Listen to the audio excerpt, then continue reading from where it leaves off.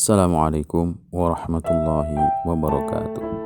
Sahabat-sahabat sekalian, kali ini kita akan sama-sama menyimak kisah tentang Hajjaj bin Yusuf dan kisah penduduk Irak.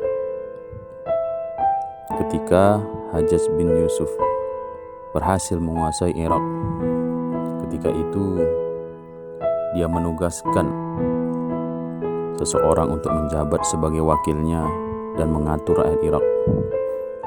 Namun setiap orang yang ditunjuknya selalu berumur pendek. Orang-orang Irak ketika itu tidak rela dengan kezaliman, kemudian mendoakan kebinasaan bagi siapa saja yang menjadi wakil Hajjaj di Irak.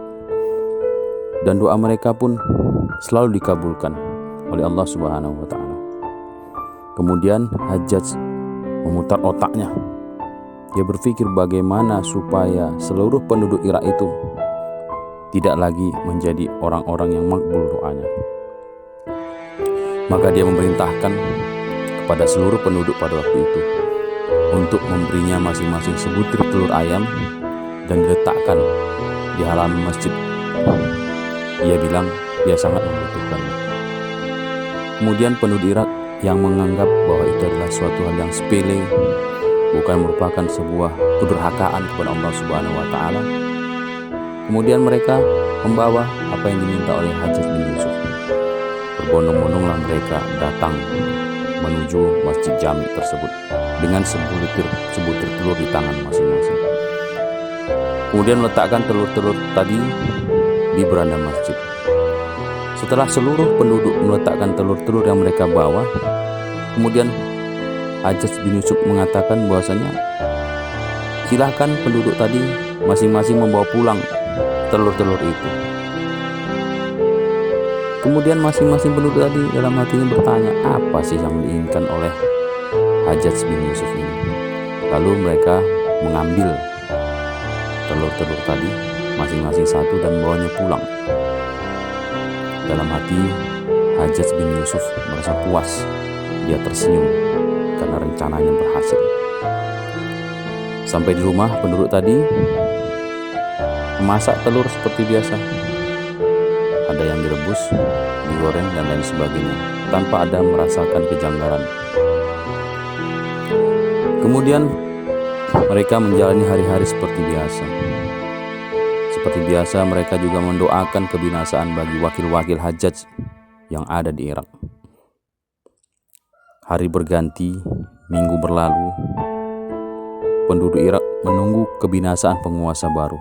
Namun tidak juga kunjung tiba. Mereka mulai mawas diri, mereka introspeksi diri, apa yang salah sebenarnya. Kemudian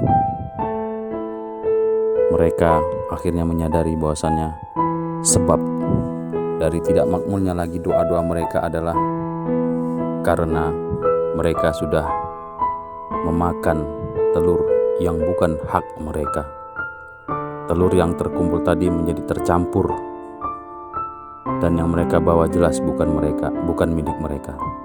Ini merupakan syubhat, dan ternyata perkara yang syubhat tadi telah membuat mereka yang awalnya memiliki doa-doa yang makbul tidak lagi dikabulkan oleh Allah Subhanahu wa taala karena masuknya makanan yang syubhat di dalam perut mereka, di dalam tubuh mereka.